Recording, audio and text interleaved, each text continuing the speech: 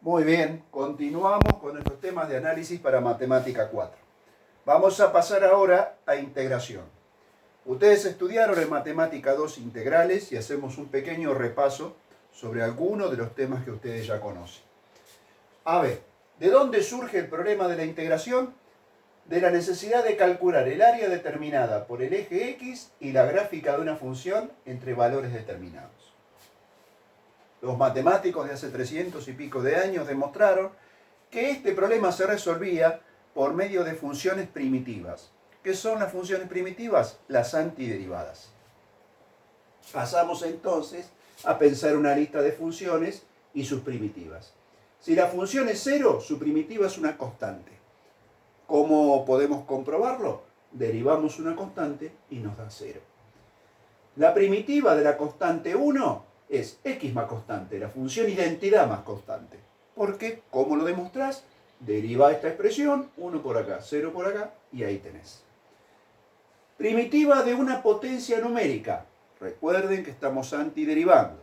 Entonces, en lugar de caer el exponente multiplicando y restarle 1, sumamos 1 al exponente y lo extraemos dividiendo. Y como siempre, sumamos una constante. Esta regla vale para todas las potencias excepto las que tienen exponente menos 1. Muy bien, queremos hacer la prueba. Cae el exponente y se simplifica, le resto 1 y este término es 0. Y recuperamos la expresión anterior. Antiderivada de la función exponencial, la misma exponencial más constante. Antiderivada de una función exponencial general, la anterior era natural, la misma expresión sobre el logaritmo de la base más constante. La única potencia que se nos sale del libreto, la que tiene exponente menos 1. Antiderivada, logaritmo natural más constante. Ustedes pueden hacer la prueba. Derivamos acá, derivamos acá. Esto es 0 y esta me queda 1 sobre x. La antiderivada, x de menos 1 sobre el logaritmo natural de un número positivo, que se puede escribir también de esta manera, es el logaritmo en base correspondiente a ese número positivo más constante. Estamos, en cierto sentido, planteando la tabla de derivadas, pero al revés. Muy bien, la antiderivada del seno, menos coseno más constante.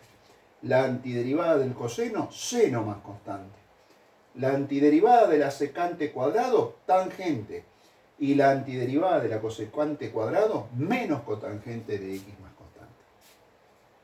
Con respecto a la integración, existen solamente dos reglas. Una, si un número multiplica una función, podemos extraerlo fuera de la integral. Y otra, la integración es separable en términos. Si tengo una suma o resta de funciones, yo puedo integrar cada término por separado. No existe para integración regla del producto ni regla del cociente. Existen sí métodos de integración. Los vamos a mencionar. Método de sustitución o de cambio de variable, que generalmente se presentaba cuando yo tenía en el argumento en la integral una función cuyo argumento es otra función. Podría decirse la antirregla de la cadena para derivar. Otro método es el método de integración por partes. Generalmente se utiliza cuando tengo en el argumento de la integral una multiplicación de dos funciones cuyas expresiones aparentemente no tienen nada que ver. Por ejemplo, polinomio por seno, polinomio por exponencial, seno por exponencial.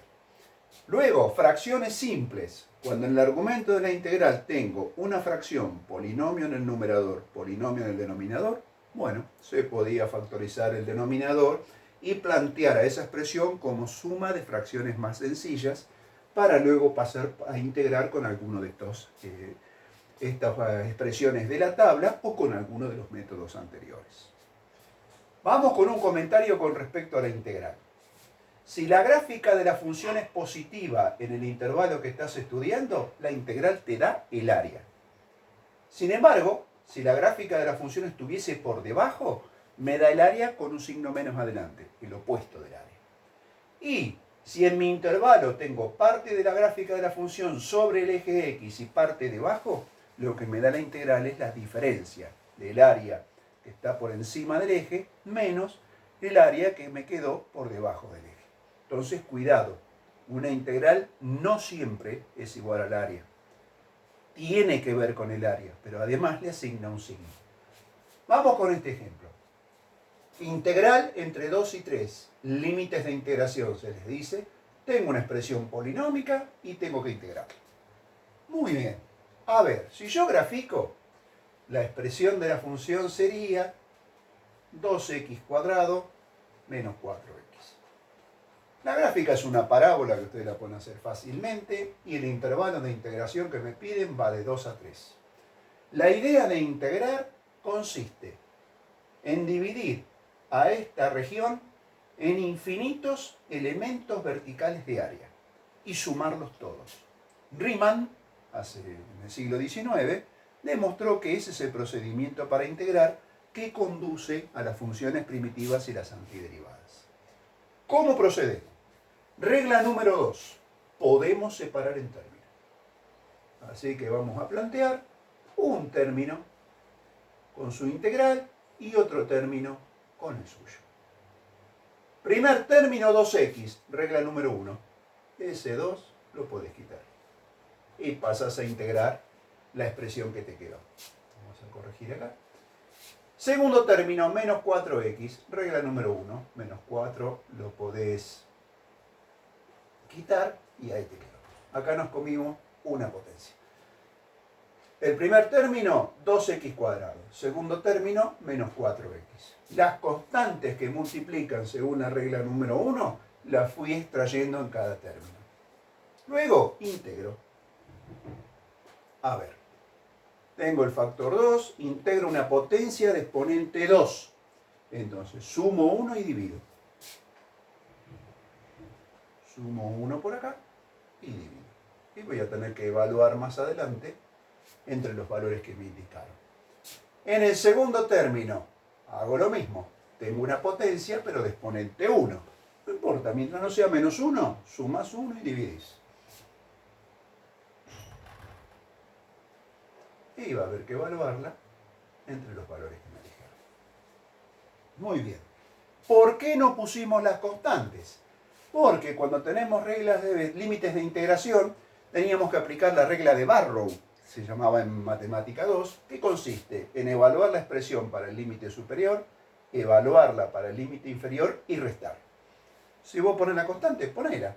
Pero cuando evalúas para el límite superior, entra sumando, y cuando evalúas para el límite inferior, entra restando y se termina cancelando.